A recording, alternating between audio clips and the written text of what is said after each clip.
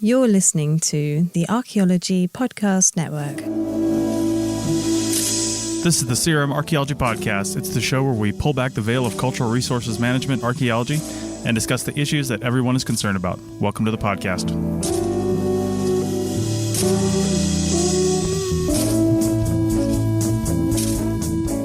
Hello and welcome to the CRM Archaeology Podcast, episode 233 for February 23rd, 2022. I'm your host, Chris Webster. On today's show, we bring on a guest to talk about CRM Archaeology in Belgium. So get your passport renewed because the CRM Archaeology Podcast starts right now.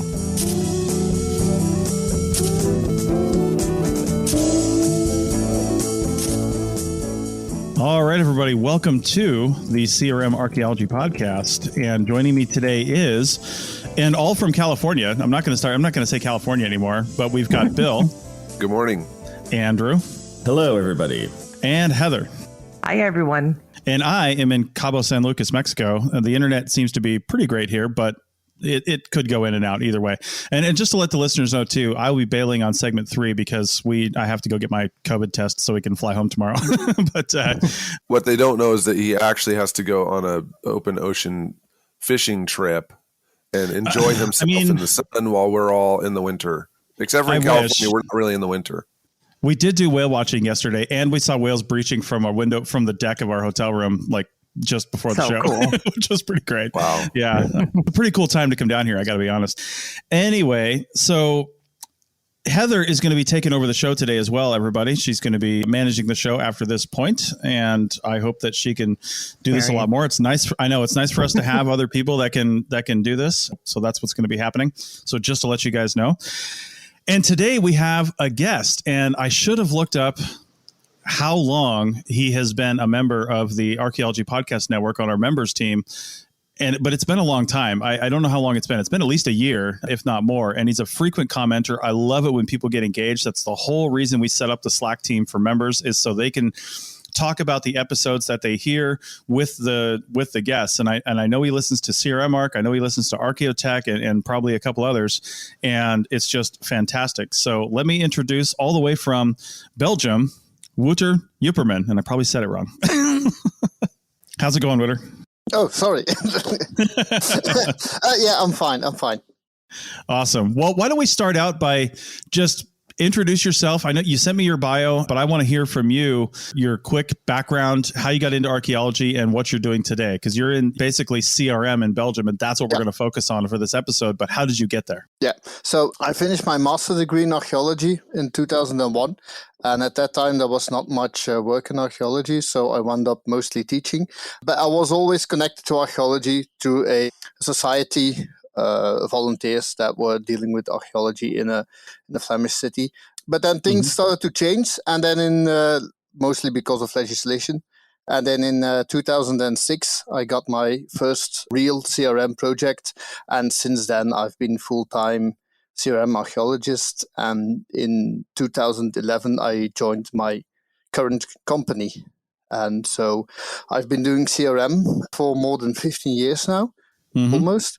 And I do about everything. So that means I am a field tech, I'm a supervisor, I'm a crew chief. I do prehistory all the way to the Second World War, urban, rural areas, field working, trenching, augering, excavations, writing reports, unfortunately, do a bit of research and development, maintaining database, things like that. So it's a lot.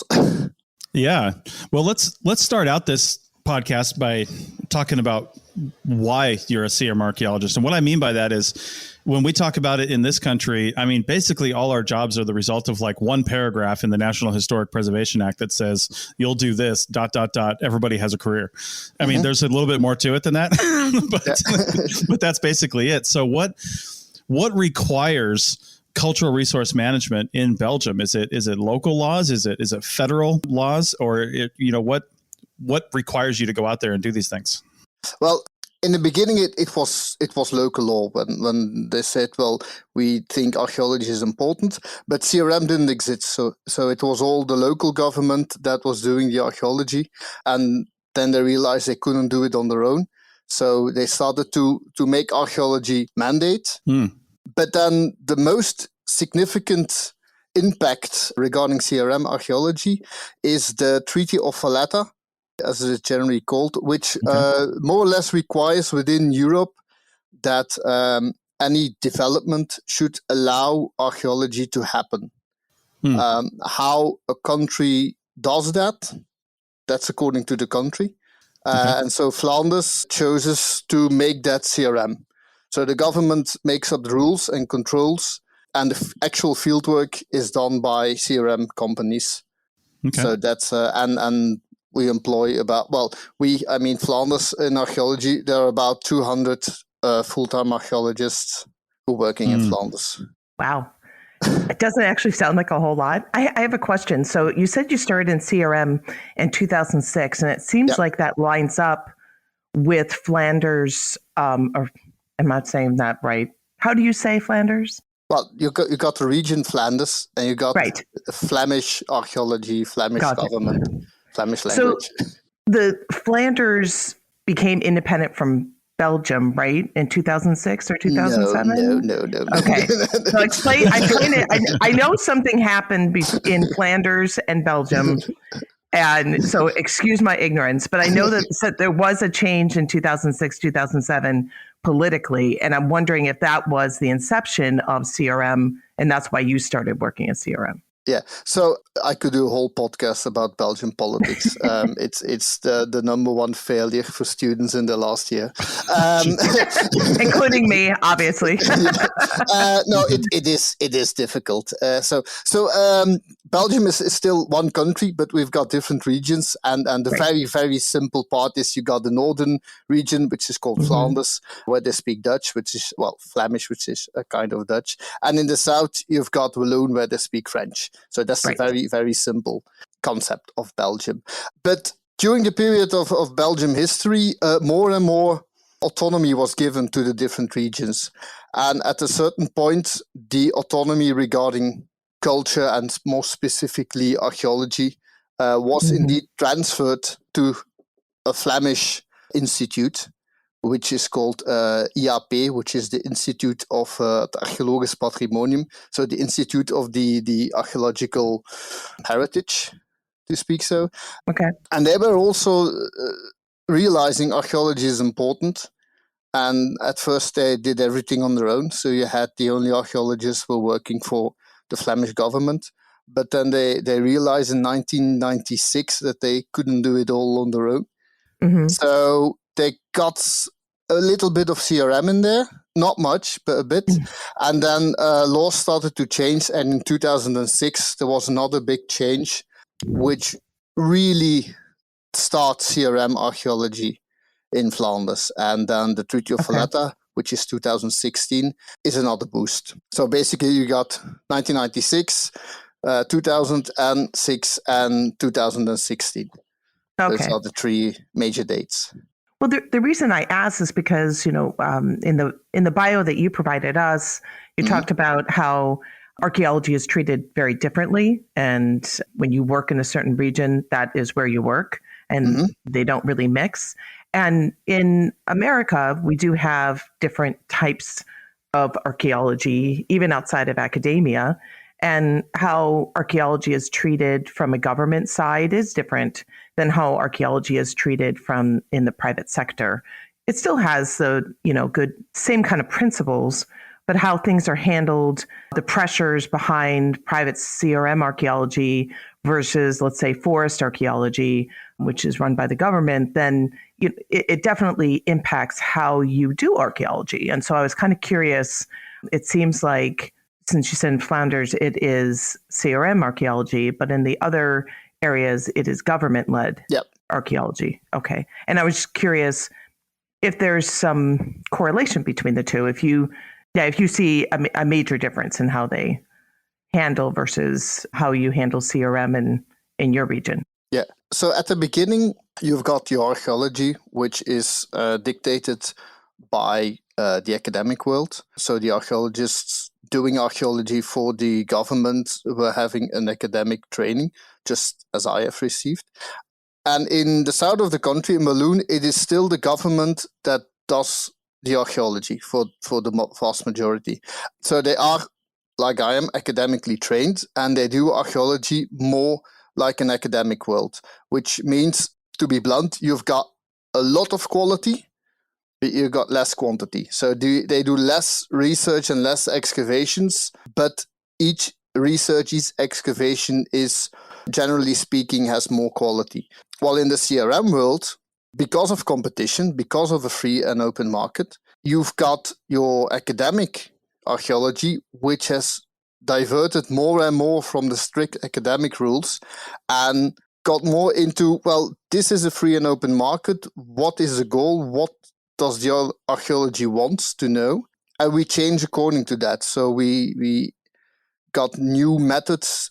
Digitization helped a lot. And so we diverted more and more of that analog academic archaeology to have a competitive advantage. And so as a result, we have a massive quantity. We do massive amounts of research in Flanders. The quality is not what we would like to do, but that's because there's a limited budget. Sure. So it's always difficult to find a middle ground between quality and quantity. But it sounds very, very similar. A lot of CRM and public archaeology here in America, what we do from a CRM perspective is definitely impacted by cost and time, because the purpose is what we call salvage archaeology. It is to deal with the resource and to make sure it's protected. And then obviously you have the pressure of the client that only wants to pay a certain amount, and the timing, because it does get in the way of what they want to do ultimately, which is develop. But it also is heavily impacted and guided by the regulatory process. Is that the same in Belgium? Well, there are, of course, rules, which is obviously. On one part, they make sure that there is a base quality. And on the other hand, it makes sure that you know what kind of research has been done on what kind of way. So that means if you go trenching, whether our company does it or a different company, it's done the same way. I have a follow-up question, Wouter, just on that. So in Belgium, between the CRM work and the academic work, is there a feeling that the CRM work is the second-class work or like the dirty work, whereas the academic one is the good one? Well, we see it Whatever, Andrew. Whatever. Well, Don't answer that. Of course, there's a difference. Mm-hmm. We sometimes say we just live on different planets, right. And so it's not that different from any other location in the world. But an academic archaeologist, just to be general, has a few sites, while I, a CRM archaeologist, I've literally done hundreds of sites. So Exactly. I've been everywhere. I've looked at everything, not in the greatest detail that I would like to do that, but I've looked at a very broad range of sites. While an academic archaeologist has a very good knowledge of very limited sites. So it's not that one is better than the other. They're just different. But of course, academic archaeology is unable to maintain the speed of work that we do in CRM to make sure that all the building projects are completed on time, while the archaeological part, that is. So there is that difference. We don't see ourselves better or worse than the other. Sometimes we get the feeling, but generally it's just different. Right. You've got different opportunities, you've got different interests, you've got more science behind you, things like that, if you are an academic archaeologist. Yeah. I'm sorry. I just was interested. I thought it was just cool how similar all this is turning out to be between the two countries. Very similar. Is there cooperation between academic and CRM archaeologists? Very little. So the cooperation is like we as a company, we have the right on students to work for us during holidays, where they must get their practicals. So they provide education, of course. They provide students for us. We provide a lot of data, but unfortunately, there's very little done with that data. They do work with our data, but we provide so much data that they can't process all that. But on the whole speaking, there is not much communication between the academic world and the CRM world. That's why I said we are on different planets. very similar. I mean, I think a lot of theory or academics are very often, given credit or at least have the opportunity and the time to develop theory. We're just like you said, we're so busy that we don't have the time. Although I do see more and more now CRM is starting to contribute not just reports, but, starting to contribute on the theoretical side as well here in the United States. Are you starting to see that change in Belgium? Well, the theoretical side is indeed more academic. Sure. And we also see in papers that are being written, it's all academic. We don't write papers in CRM. We don't have time to do that. Exactly. So sometimes foreign archaeologists get the impression that there is very little archaeology done in Flanders. Because the academic world in Flanders is doing archaeology, but it's not all done in Flanders. It's abroad. Yeah. It's in Turkey. It's in Italy. Right. Places like that. So there's very little academic academic archaeology done in Flanders. So there's very little papers about that. But there is and it's the third or fourth year that has happened, where the Flemish government is giving a fund to do research about this CRM data that has been collected, to get new insights in that, to figure out is there a lack of knowledge that we have now solved, or where we can do better. So within CRM, there is a budget to do that, but of course that's very limited compared to the work that the academic archaeology is doing. There's some pressures which we won't get into, but in California specifically, because that's what I know, and I think we can take this on the next segment, because we'll start. I'm definitely interested in Andrew and Bill's perception on this, but there's we have some great archaeology programs in California, but a majority of the professors there do not work in California archaeology. They work, and it sounds like it's the same there. So I think we're going to take a break here, and we'll talk about that on the other side. Looking to expand your knowledge of X-rays and imaging in the archaeology field? Then check out An Introduction to Paleoradiography, a short online course offering professional training for archaeologists and affiliated disciplines. Created by archaeologist, radiographer, and lecturer James Elliott, the content of this course is based upon his research and teaching experience in higher education. It is approved by the Register of Professional Archaeologists and the Chartered Institute for Archaeologists as 4 hours of training. So don't miss out on this exciting opportunity for professional and personal development. For more information on pricing and course structure, visit paleoimaging.com. That's PALEO imaging.com, and check out the link in the show notes. So welcome back to CRM Archaeology Podcast, episode 233. And we're here with Wouter Yperman in Belgium. He's a CRM archaeologist in Belgium. And we ended the last segment. We were just kind of giving you a teaser, talking about, we're seeing a lot of similarities between CRM archaeology here in California and CRM archaeology in Belgium. And, one of the aspects that's the same is definitely there is a chasm, I guess, between academic archaeology and CRM archaeology. And Wouter had talked about how, it seems like there's very little archaeology that's done in Flanders, when in fact that's not the case.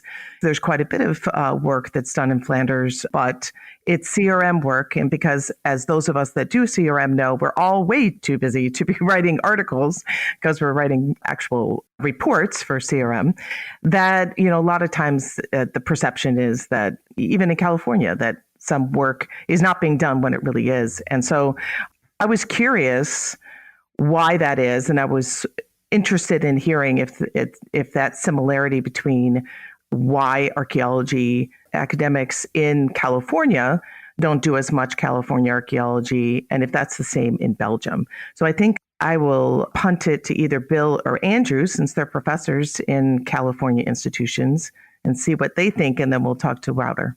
Yeah, I'm glad you mentioned that, because so there's always that tension, right, between doing archaeology and the place when you're a professor, the place where you've specialized and got your PhD and you're considered, someone who has considerable knowledge in that area, versus doing archaeology in the location where the university is actually located. So in California, there are, at least where I work, there's several archaeologists and groups of grad students who are doing work in California. And And, that a lot of that stuff is some of the more forward facing work that's connected with communities and tribes and, doing our very best to try to do the kind of work that gives back to this local area where the university is at in California. But the other tension is the fact that universities tend to hire a range of different folks who have specialties in a lot of different areas. And so we get faculty who did their PhD and have written books and articles and done a lot of research on these different parts of the world. And the idea, I'm not really sure, where this whole thing originally came from. I have an idea that it was like a situation where, the university itself was thinking, well, if we get folks from all around the world, then that gives students opportunities to learn from one individual who's doing work in all these different zones that they had carved out, right? But, I don't know if that really serves students as well as it could anymore, especially given what's going to come up in the near future in the United States with students being able to choose more, be more selective between departments and institutions. We're already at the PhD level. It's totally Moneyball there, where students are weighing their choices and, evaluating the faculty who are there and comparing offers and talking with other students and doing the very best they can to get the best deal when it comes to a PhD. So the era of, congratulations, you got into the University of Arizona, Bill. This is the one place you wanted to go, and here's just what we're going to give you. Students who can get into places like Arizona or Berkeley or UCLA, they can get into several different locations, and they can really weigh those choices against each other. And one of the things they might consider is choosing a place that has several individuals who are working in California, if they're from California and they want to stay here, or, going to an institution who has a better program of, Eastern European Neolithic archaeology. If that's where they want to work and that's where they're very interested in and they think they can make it, they might choose a department that has more faculty in that area. So I don't know where we're headed in the future, because the idea of having 8 faculty and each one of them works on a zone of the world, is that really going to keep students interested and wanting to go there, or having areas that are like super specialists in certain parts of the world and they've got several scholars that are key players so that you can build a strong program that specializes in a certain area, whereas you maybe don't have anyone. It could be a California university that's really specialized on a certain part of the world, Mesoamerica or something like that, and they just kind of don't have folks that are doing work in California. And the reasons behind all that stuff, how these decisions, you would like to think that faculty and anthro departments are super rational individuals that use their knowledge of the human experience to make decisions based on previous failures and successes of the human race. But the reality is they're people just like you. And they make, information based on bounded rationality, and we don't have all the information and stuff. And then, of course, you add in, passion and emotion and other kinds of things, all the insidious stuff, too, that will go unmentioned, about the politicking and the money behind the whole thing. And that's how you end up with departments that are located in California but don't have a single archaeologist that works in California. Yeah. My 2 cents on, I think, why that perception is regarding being at a university and not necessarily working in that area. Even for me, somebody who's never in academic archaeology, aside from just, getting a degree, is I see like the big private institutions, like Harvard and Stanford and stuff like that. And then the bigger state institutions, like where you're at, Bill, like Berkeley. I almost see those as like, I would go there if I wanted to work outside of this country. like that's the assumption that I would make without just like my perception of just like being a human in this world and what I know. That's where I would think to go there. And I might go to some other, I don't know, less big state school or maybe even a smaller school if I wanted to perhaps work locally. That's based on total fiction, right? Like that's not even real, but that's like my perception of it. And I wonder if other people have that perception too. I think it's actually kind of real.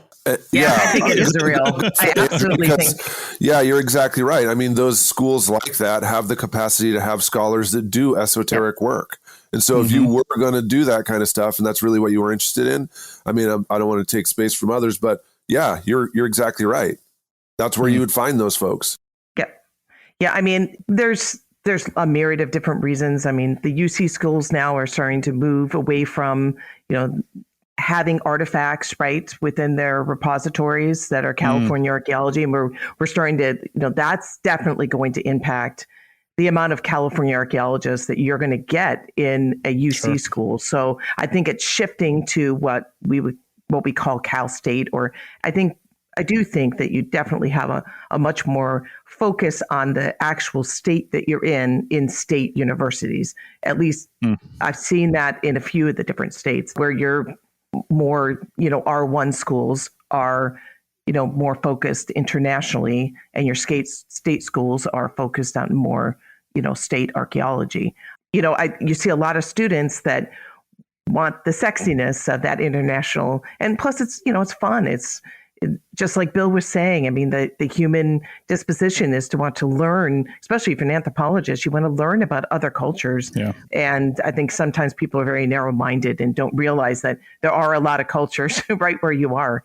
And so, that sounds like fun, but then when it comes down to actually getting a job, it can sometimes, at least in CRM, make it more difficult if you were not working in that area. And I know that and to bring Wouter back into this conversation, I know that just because I've always had this desire to work internationally, like in Ireland or England, and I know that it's difficult it seems like there's a lot more obstacles to work as a CRM archaeologist, at least in some of these other countries, without having a significant amount of experience. You have to be licensed. And I'm curious, is Belgium the same way? Well, in Belgium, there are a few major universities that supply archaeologists. For Flanders, that is Leuven, Ghent, and to a minor degree, Brussels. I'm going to get into trouble with my colleagues if I don't mention Brussels.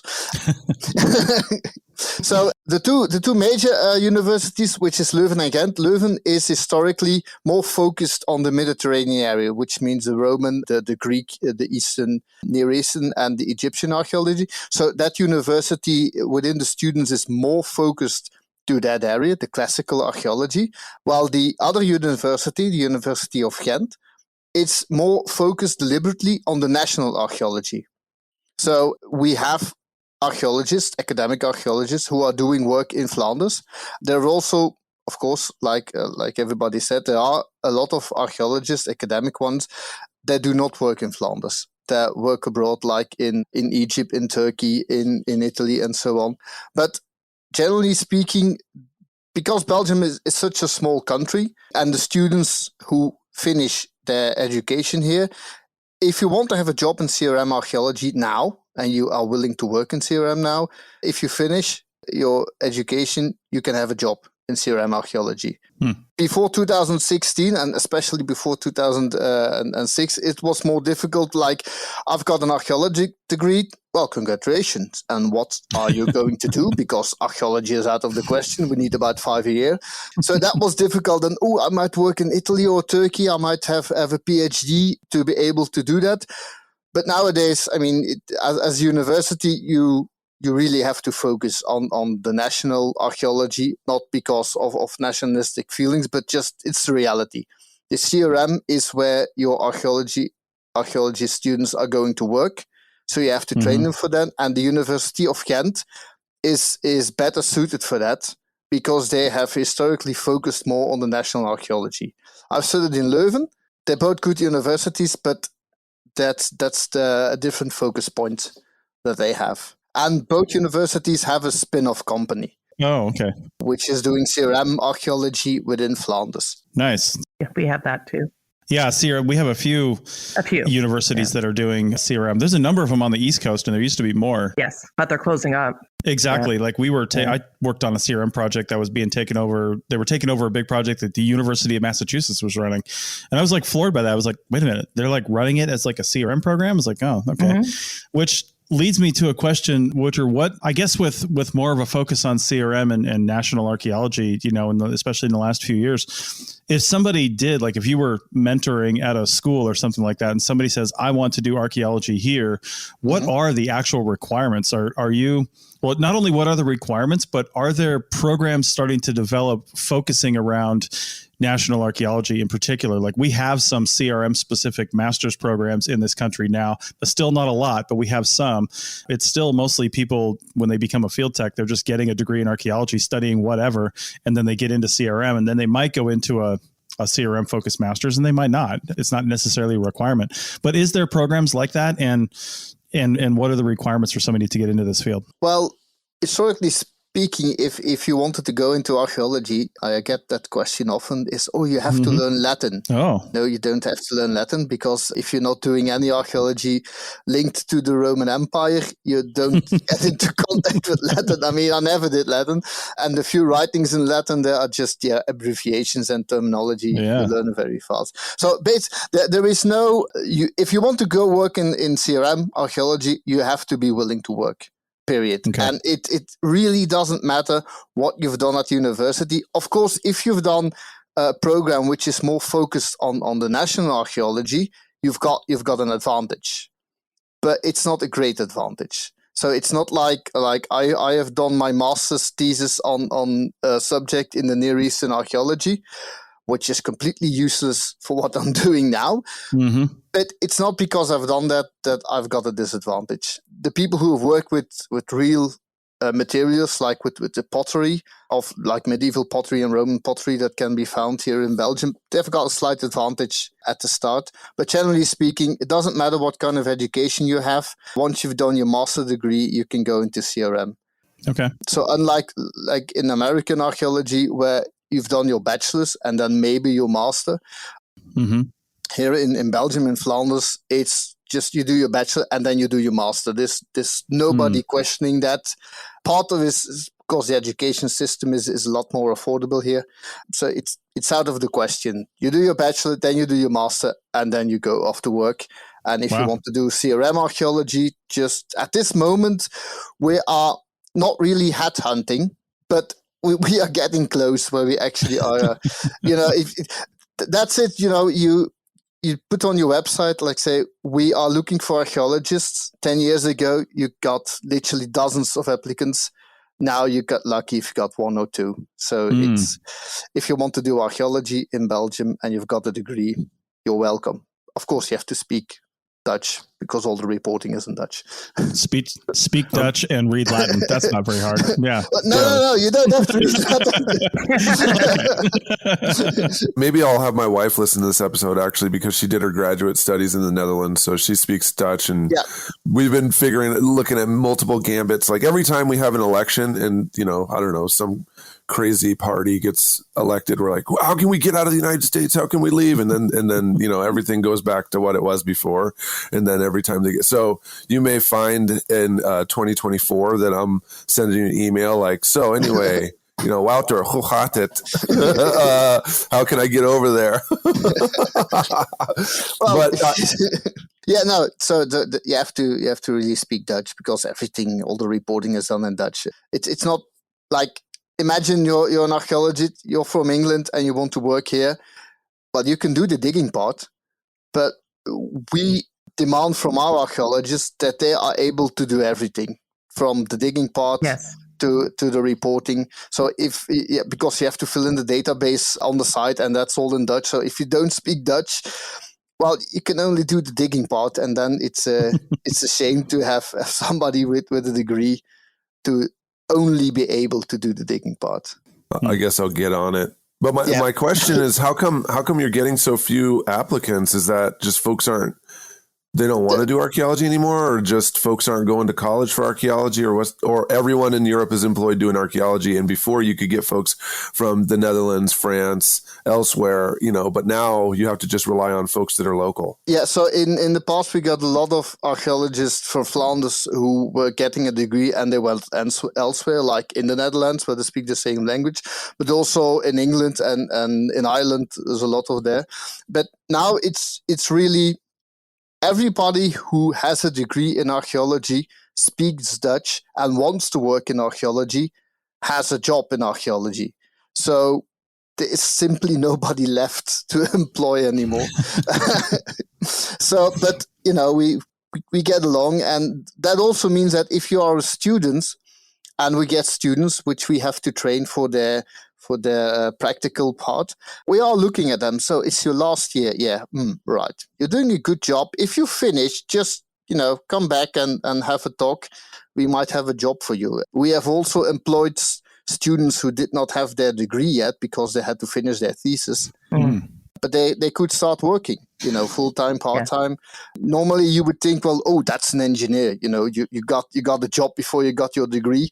Well, an engineer or being an archaeologist. So it's a really strange world. Nobody would have expected that a decade ago, that you would go headhunting archaeologists and get a job before you got a degree. And, it's crazy. I think, right now it's really hard to hire people. So we just have a real dearth of archaeologists, specifically archaeologists, like you said, Wouter, that can do everything. That is definitely an area that is lacking, at least here in America. But I'm really enjoying that we have so many similarities between the two. I think we're going to take it to segment 3 and see if we can dig a little deeper and see if we can find some of the differences. Welcome back to the third segment of CRM Archaeology Podcast, episode 233. We are here with Wouter Yperman, a CRM archaeologist. And I'm pretty surprised at how between America and Belgium, so many similarities between CRM and the Belgium CRM. So, Wouter, I'm curious. I mean, you're a regular listener of CRM Archaeology Podcast. Have you seen any differences, noticed any differences in listening to the episodes that what you experience in Belgium? There are a few major differences I've noticed. For one, like I've already mentioned, like in Belgium, everybody does their master. The education system is so affordable that if you can handle it, you just do your master. So there is no such thing as, we got the bachelor archaeologist, we got the master archaeologist. We're all masters. How long does a master's typically take? Well, it's 1 additional year. So the entire program is 4 years, which means 3 years for a bachelor and 1 year for a master. That's one of the differences, because here we have the 4 years for a bachelor's, and most master's programs will take 3 years. Yep. And so, people are anxious to get working, right? So I think that's a big difference. Thinking about having to not only pay for another 3 years of school, but also not working. I mean, although I worked full time while I was, doing my master's, but not everybody wants to do that. Yeah. So, but you have to work to pay off your student loan. Right. We don't have that. You don't have that. Right. No, we don't have that. The other difference I've noticed, but that is simply because the soil is different, is that, what's it called? The little test pits that you do. Shovel test pits? Shovel test, yes. Shovel test pits. Yeah. Sure. I wanted to talk to you about that, but I missed the name. So we don't do shovel tests. Okay. In one of the comments I've done on the APN and also on social media, it was like, we don't do shovel tests. It's so inefficient. But of course, if all your archaeological stuff is on the surface or very low below that, you have to search for that and find it. We do trenching.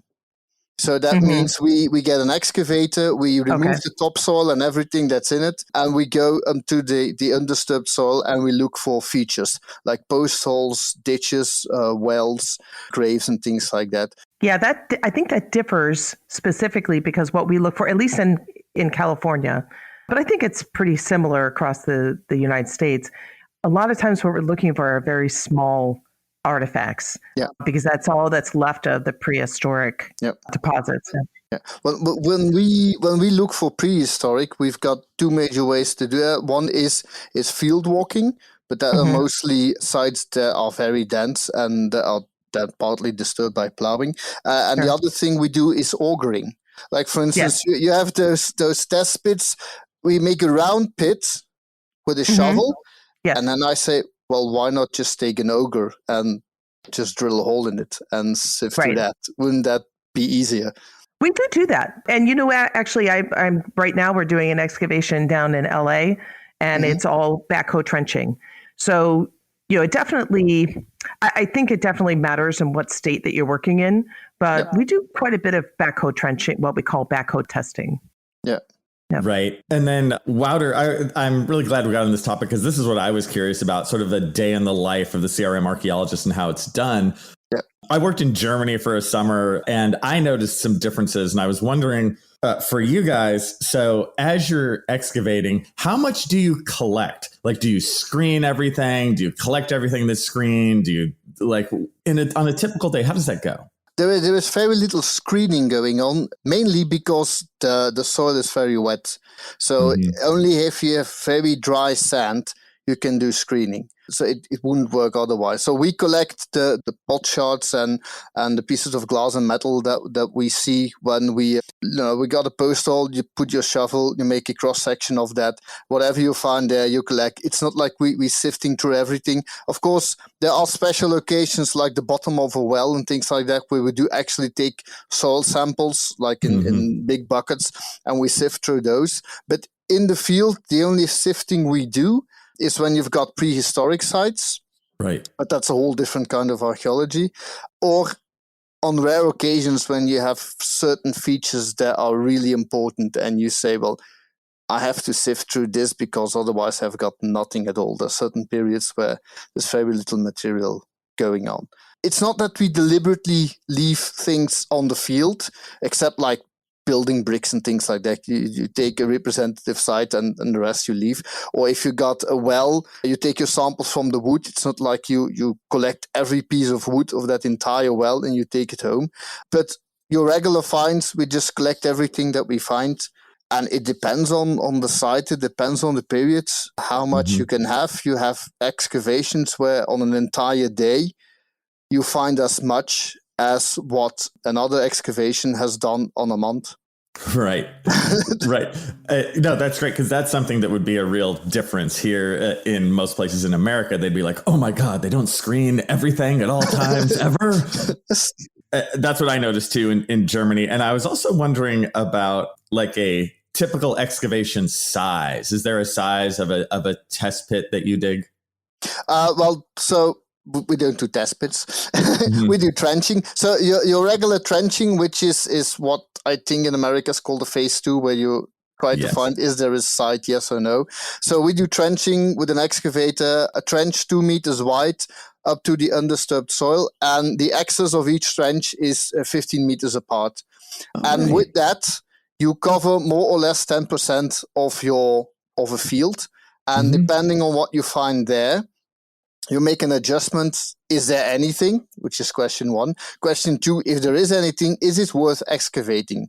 Like, you do your trenching and you find 2 post holes. And, all right, you're going to extend the trench on that location a bit and you find 2 others and you say, all right, I got a speaker. I got a small structure on the side of a field, but that's it. There's nothing else that you say, well, is there a site? Well, technically speaking, yes, there is. But we're not going to excavate this. We're not going to gain any knowledge from that. Or you could do a part where you say, well, the southern half, there's a lot of features there. The northern half, there isn't. So we're going to excavate the southern half and leave the northern half for whatever. Yeah. So we ask ourselves the question, does this benefit archaeology? Because in Flanders, which is a very densely populated area now, but in the past as well. So we've got, every kind of European country has got some kind of representation somehow where in history here. But it's also very fertile soil. So there is a lot of archaeology everywhere. The question is it enough to justify further research? Is it enough to justify the cost of an excavation? Right. Oh, cool. And then my last question, and I'll throw it back out to the panel. How do you guys measure your levels? Do you do natural levels? Do you do 10 centimeters at a time as you go down? How do you guys do it? Well, that's a question that the building company also wants to know. Well, how deep do you go? And then we say, do the archaeological level. And that is when?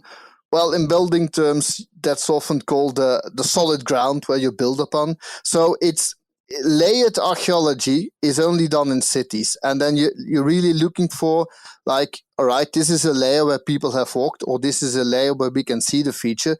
It's not like we do, all right, we take 10 centimeters, we register everything we've got, we lower another 10 centimeters, we register. No, we just go and look for the level Gotcha. where we have the features. The exception, of course, is Stone Age archaeology, because you've only got your lithical artifacts. So there you go by 10, 20 or 15 centimeters, you go down and you collect, you got a more or less 3D grid there. But the other part is just we look for the archaeological level.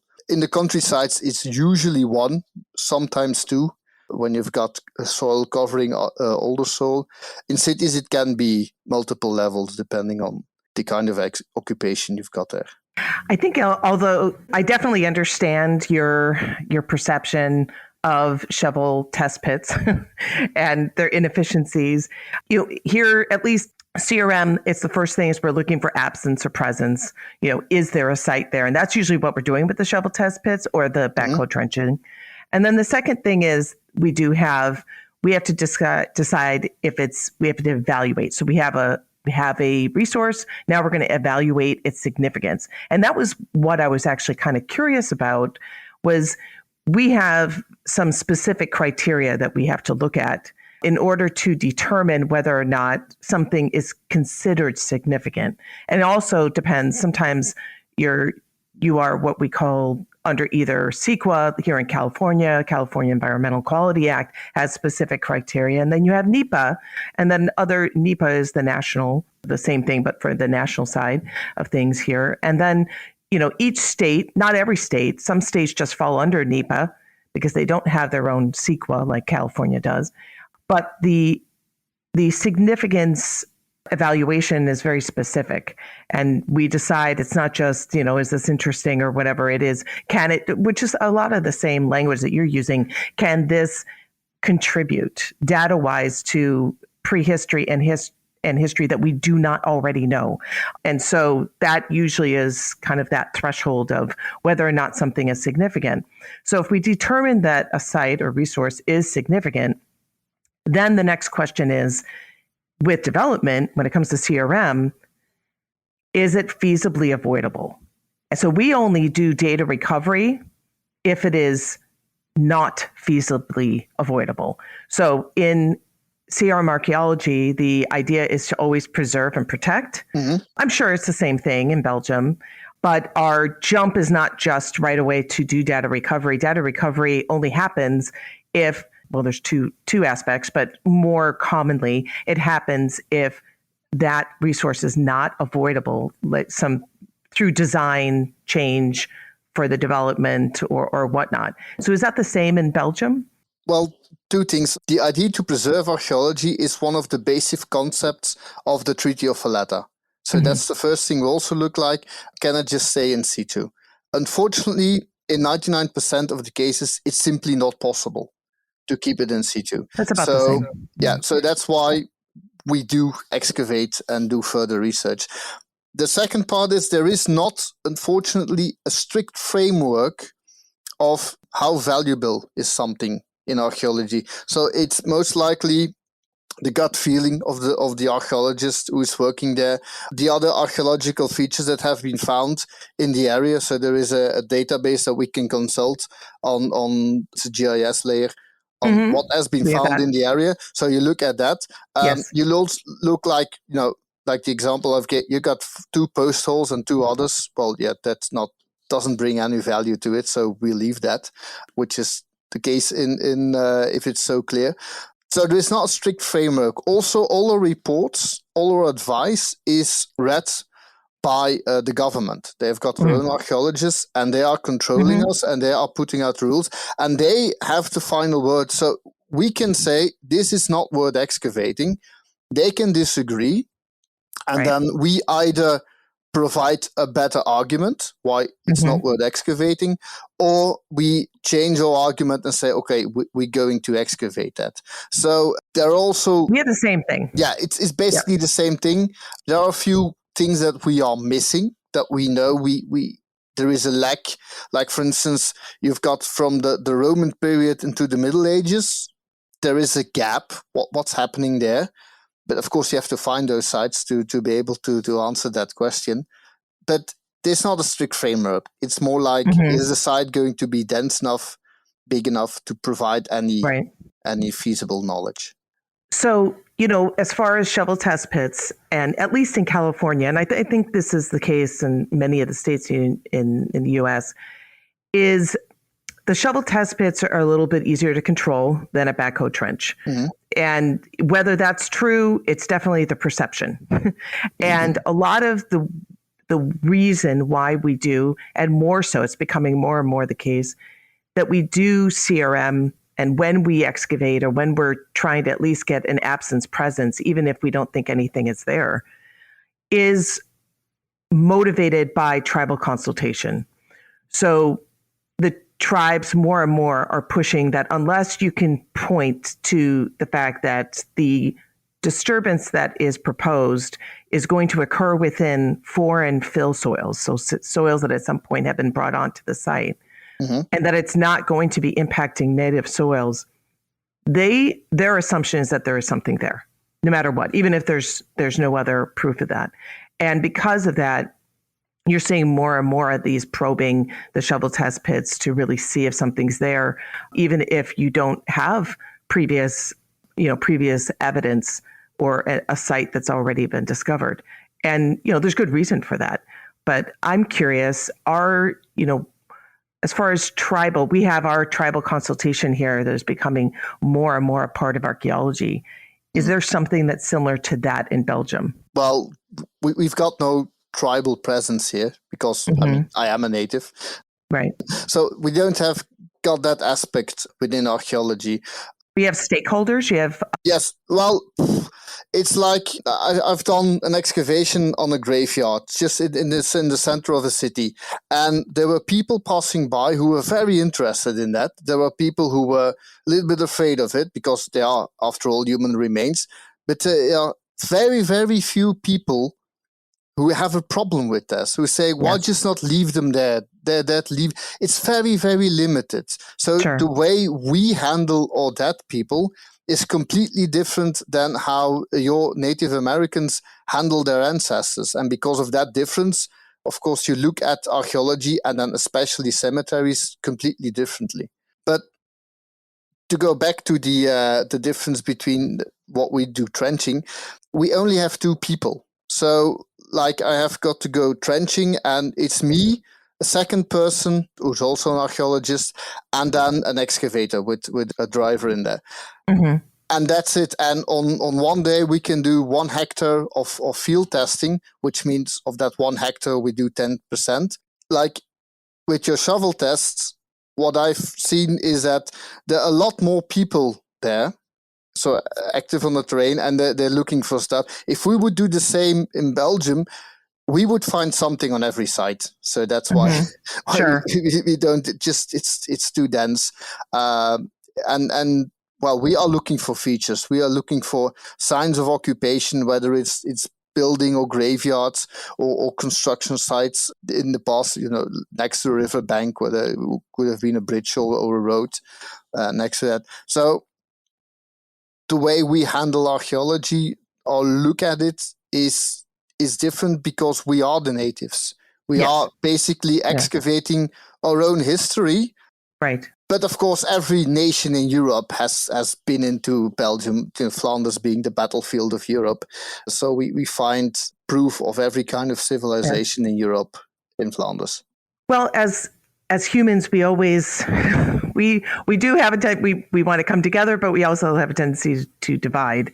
And I think I was kind of curious from your perspective if there were, there were any differences. I know that, you're not dealing with the same things that we're dealing with here, where we have, unfortunately, communities that have been severely impacted by the colonization of the United States. And because of that, they now are being given an opportunity to have a say and to protect at least some of the history underneath, in the ground that still exists. And so that I could say that that's different. I just was wondering if there's any process for stakeholders, but it sounds like there hasn't been a movement towards wanting to have that. So even with history, we have with architectural historians or with historical archaeology, we still have stakeholders that are involved in the consultation process here in the United States. And So that's interesting. That's a major difference, I think. And it definitely makes a difference in how you do archaeology. So, well, the only stakeholders we would have would be local people who are dealing with archaeology and history, but that's more like consulting. It's not like they can mandatorily prevent something or put certain measures on it. Generally, people are interested in history. They are generally interested in archaeology. It's just unfortunately that within CRM, we've got so little time and money to spend on that public to inform them. But it's not like somebody's actively preventing archaeology. That doesn't happen. Well, Wouter, thank you so much for joining us. This has been fascinating, really fun to see actually that there are so many similarities between the two. That's always fun.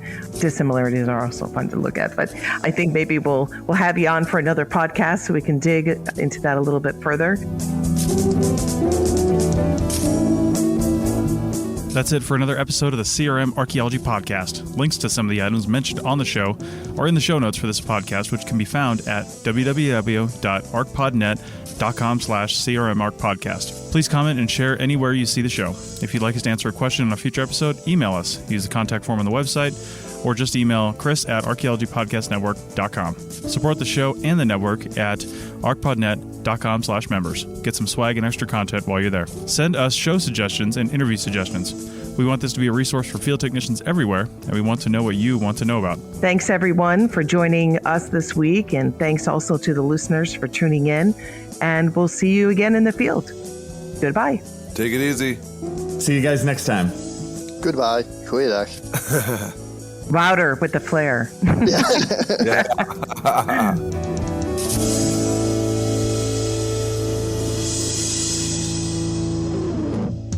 This episode was produced by Chris Webster from his RV traveling the United States, Tristan Boyle in Scotland, DigTech LLC, Culturo Media, and the Archaeology Podcast Network, and was edited by Rachel Roden. This has been a presentation of the Archaeology Podcast Network. Visit us on the web for show notes and other podcasts at www.archpodnet.com. Contact us at chris@archaeologypodcastnetwork.com.